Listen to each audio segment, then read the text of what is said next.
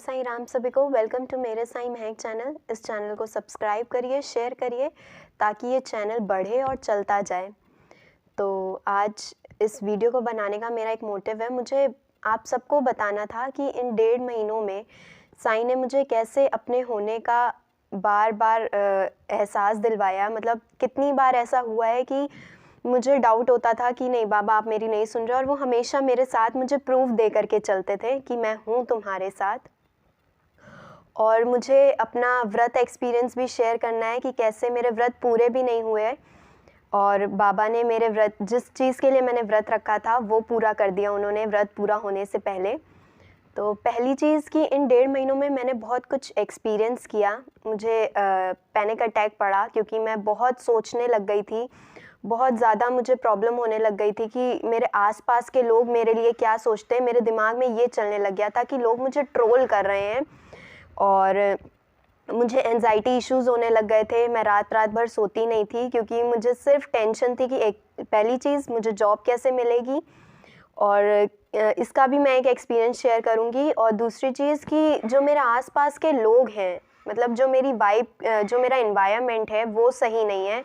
बहुत नेगेटिव लोग हैं और उन्होंने मेरे दिमाग पे ऐसा असर कर दिया था कि मैं सिर्फ़ और सिर्फ नेगेटिव सोचती थी और रोती रहती थी। कुछ मतलब मैंने पूजा पाठ सब छोड़ दिया था। तो ये 1.5 महीने पहले का एक्सपीरियंस है। 1.5 महीने पहले की बात है, अगस्त सितंबर अक्टूबर की। और इन 3 महीनों में मतलब सितंबर का जो महीना था उस समय पे मैंने पूजा पाठ बिल्कुल छोड़ दी थी। सिर्फ टेंशन रहती थी कि किसी तरीके जॉब पानी है। हालांकि मुझे बाबा ने पहले ही बोल दिया था कि जो मेरी जॉब लगेगी वो नए साल पे ही लगेगी, उससे पहले मुझे मेरी जॉब नहीं लगेगी, तो तुम टेंशन मत लो, मैं हूँ। पर कहते हैं ना कि इंसान का मन होता है, और जब आपको दिख रहा होता है कि आपको जगह जगह से रिजेक्शन मिल रहे हैं तो इंसान टूट जाता है कि क्यों ऐसा हो रहा है। तो मेरे साथ वही हुआ। और मेरे साथ के जो लोग हैं कॉलेज में, मतलब हाँ मेरे साथ के ऐसे मेरे कुछ फ्रेंड्स हैं, मतलब फ्रेंड्स नहीं कहेंगे, हैं कुछ लोग जो एकदम नेगेटिव सोचते हैं। उनका जो रहन सहन है वो पूरा नेगेटिव है कि नहीं मेरा तो ये काम बनता ही नहीं है, ना बनेगा। और कहते हैं ना कि आप जितना लोगों के साथ रहते हो उतनी ही चीज़ें, वैसे ही लोग, वैसे ही थॉट प्रोसेस आपका हो जाता है। मेरे साथ यही हुआ। मैं उन लोगों के बीच में रहने लग गई जो नेगेटिव सोचते थे, और वही चीज़ मेरे साथ होने लग गई। मैं भी बाबा को भूल गई उस टाइम पे। मुझे बस ये लगता था कि मेरा कोई काम नहीं बन रहा है, बाबा नहीं है, वो मेरी नहीं सुन रहे हैं। हर चीज़ में ना ना मेरा होने लग गया। मैंने पूजा पाठ छोड़ दी कि जब साईं सुनते ही नहीं है तो पूजा क्यों करें। एक होता है ना कि जब आपके दिमाग में बहुत गलत गलत चीज़ें आने लगती हैं तो आप पूजा पाठ सब छोड़ के बैठ जाते हो, और मेरे साथ यही सीन हुआ। मैंने पूजा पाठ छोड़ दी। उसके बाद मुझे कॉलेज में पैनिक अटैक पड़ा।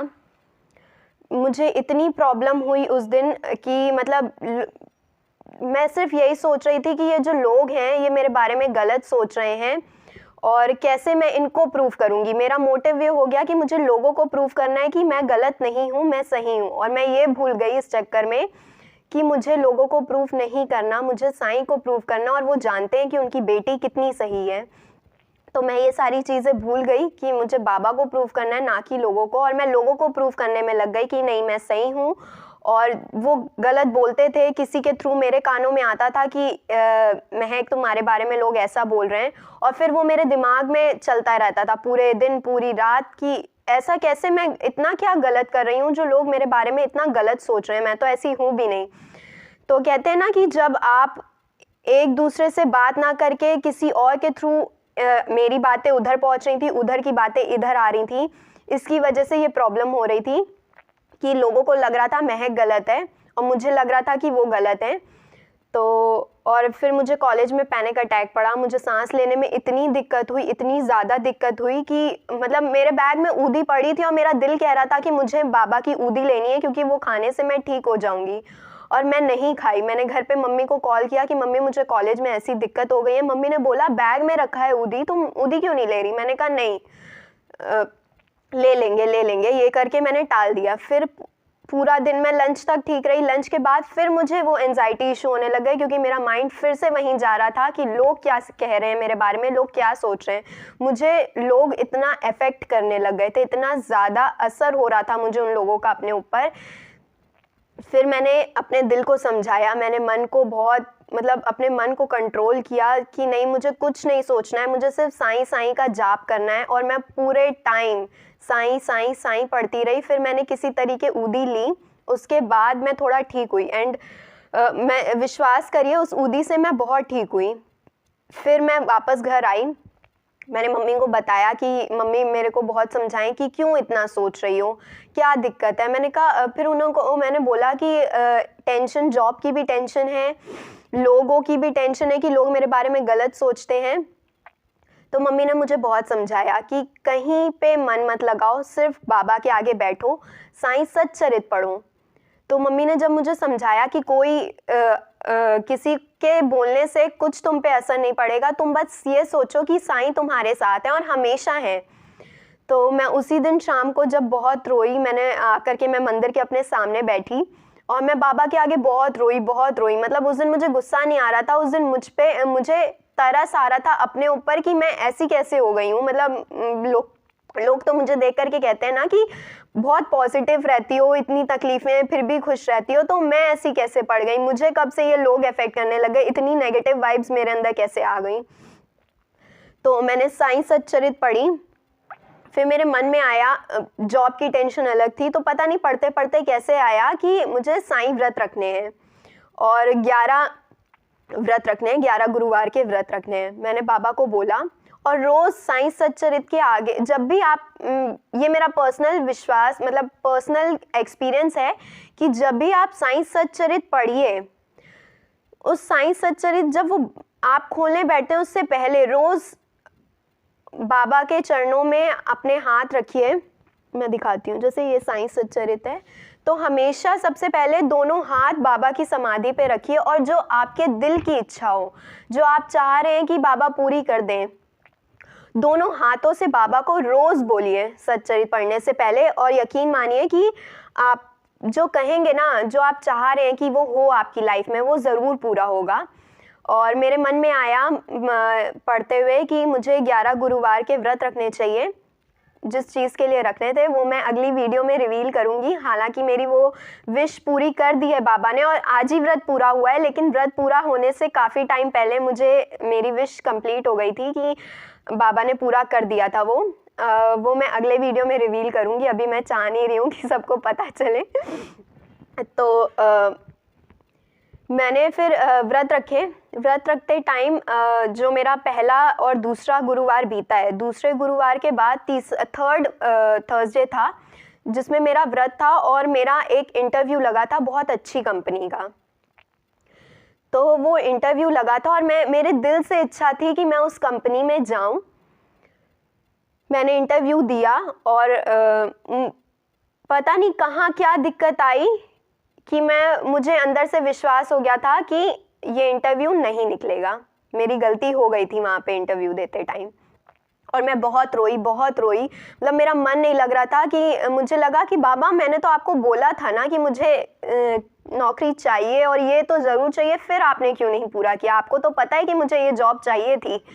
उसके बाद मैं मंदिर गई, यहीं साईं मंदिर बिठूर के, और मैं मंदिर में कम से कम नहीं तो 1.5 घंटा रोई हूँ और सिर्फ रोती रही हूँ क्योंकि मुझे समझ नहीं आ रहा था कि मैं क्या करूँ।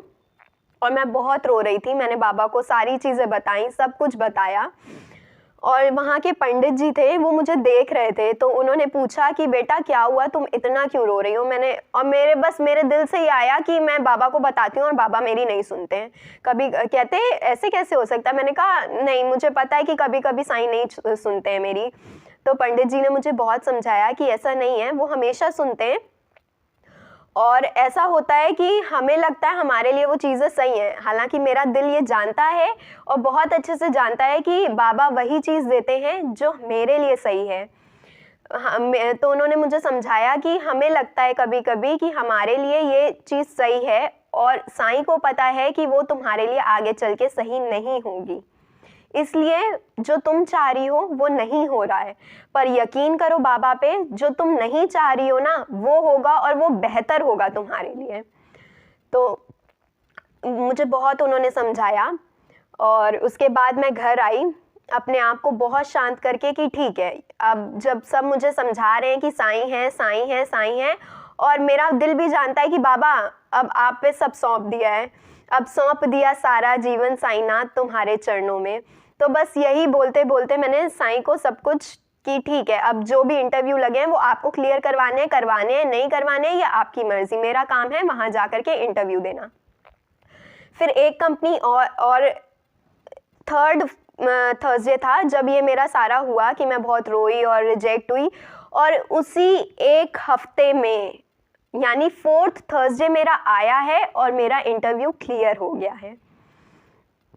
मैं नेक्स्ट प्रोसेस में दूसरी कंपनी में पहुंच गई, और जब मैं 4th थर्सडे के बाद साईं मंदिर गई तो पंडित जी ने मुझे देखा तो बोले कि क्या हुआ बेटा, आज तुम ठीक हो? मैंने कहा हाँ, जिस चीज़ के लिए मैं पिछले थर्सडे आकर के रोई थी, बाबा ने इन सिर्फ 7 दिनों में मुझे मेरा आंसर दे दिया और मेरी सारी तकलीफ, वो तकलीफ जिस लिए मैं रो रही थी वो उन्होंने पूरी कर दी। तो पंडित जी बोले कि मैंने कहा था ना कि साईं हमेशा देते हैं तो बेहतर देते हैं, जो तुम्हें चाहिए वो भले ही वो ना दें, पर उनको पता है कि जो तुम्हारे लिए बेहतर है वो साईं देंगे। तो मैं बहुत बाबा को मतलब धन्यवाद करती हूँ कि सच में साईं वही देते हैं जो बेहतर होता है। और हमें लगता है कि मुझे ये चीज़ नहीं मिल रही है ऑन द स्पॉट जो हमने चाहा, तो ठीक है, नहीं मिल रही है तो मन का हो तो अच्छा, ना हो तो और भी अच्छा, क्योंकि वो मेरे बाबा की मर्जी है। हमेशा से मैं ये सोचती हूँ, और अब तो मैं और सोचने लग गई हूँ, क्योंकि मेरे साईं ने इतना कुछ मतलब इन 1.5 महीनों में सिर्फ उन्होंने मुझे ये एहसास दिलवाया है कि मैं हमेशा तुम्हारे साथ हूँ।